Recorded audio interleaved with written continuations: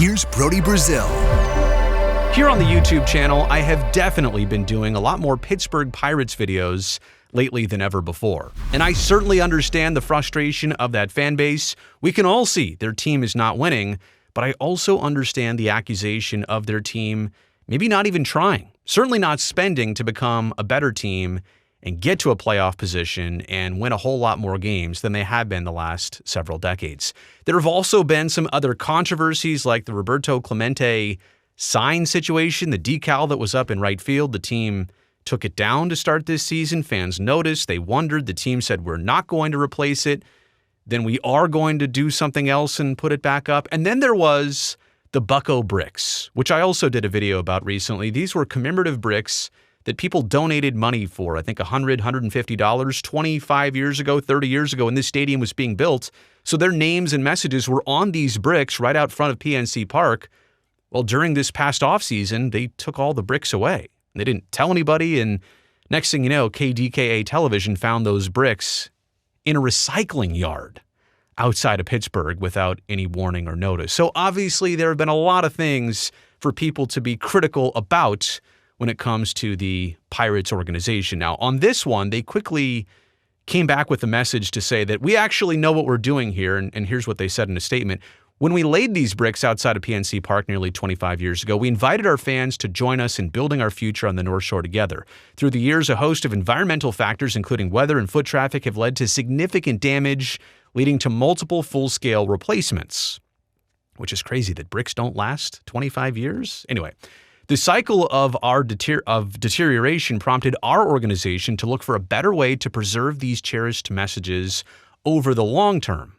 We respect, appreciate, and understand just how meaningful these messages are. We share in that feeling. We've been actively planning to develop and unveil a more permanent display for these special messages to honor the enduring support that our fans shared then and continue to share in our future. We look forward to sharing those details soon in celebration of our 25th season. So everybody's like, well, wait, you didn't tell us. This could have been avoided if we just knew about this. Joe Rutter is a columnist for the Tribune in Pittsburgh, and Joe penned a piece about the situation and expressed his feelings. And he said, here, I shared a post this week and then wrote a column on my experience with the Bucco brick removal. It generated a lot of response from fans appalled at the Pirates franchise. I received this apology email today from Bob Nutting, that is the owner of the Pittsburgh Pirates. I wasn't expecting one, but I appreciate the gesture. And let me just say before I read this, I do feel like this is an important part of why I'm doing this video because, yes, there is a lot of criticism, and I'm not saying that criticism is wrong, but in the interest of being fair and presenting something that I also saw that I think is worthy to pass along, I'm going to show you this. The letter that was written to Joe by Bob that Joe shared on social media. Hello, Joe. After reading your story of your late father, Tom, and his surprise message to you on a brick, I want to personally apologize to you and your family. Having recently lost my father, I know just how important those lasting memories are. I, too, was shocked, angered, and disappointed when I saw the images of the bricks haplessly discarded in the scrapyard.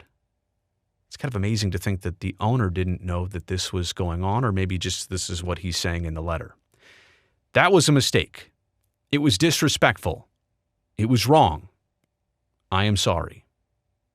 I take my stewardship of this franchise seriously. I am embarrassed. I have directed the team to accelerate their review and to move quickly on the steps needed to fix this. I have fallen short in my most important role, representing you, representing the community, and all our fans. I intend to hold everyone in the organization, including myself, to a higher standard. You and your father deserve better. Sincerely, Bob.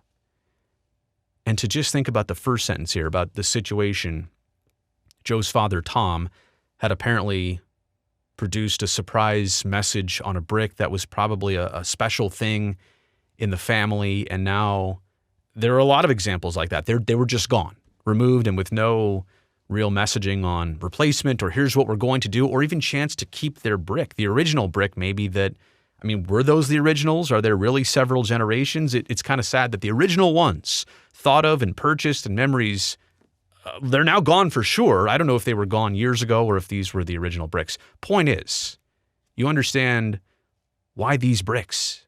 And their location and the messages are all super sentimental and then just gone, right? On a whim. I have a lot of takeaways from this, but I want that message, that note to sink in.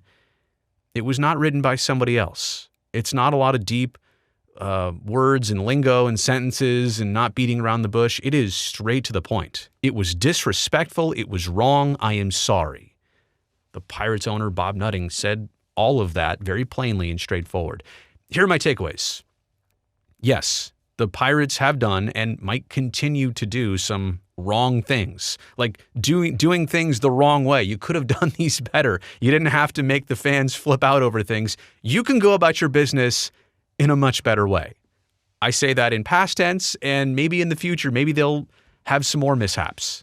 Like, there's no doubt. I'm not trying to change the narrative here and paint this situation to be a different picture. That's not the case at all. We can all admit the Pirates have done wrong.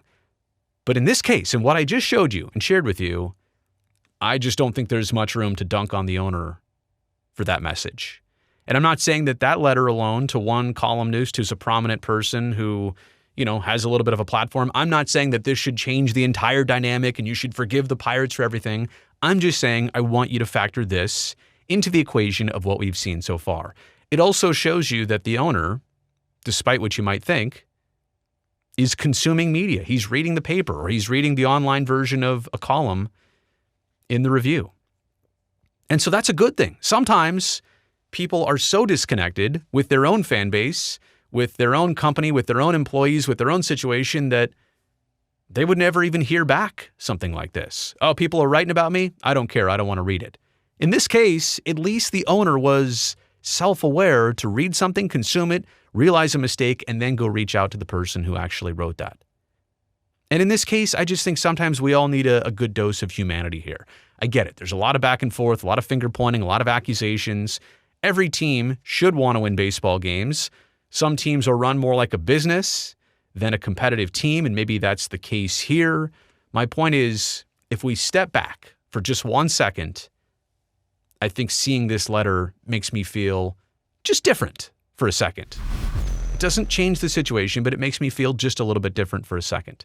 And I also want to point out, this letter wasn't likely intended to be public. I'm sure when Mr. Nutting wrote it, he meant it to be straight to the author of the column and nobody else, but it was obviously shared. So this was not intended to be a PR move, right?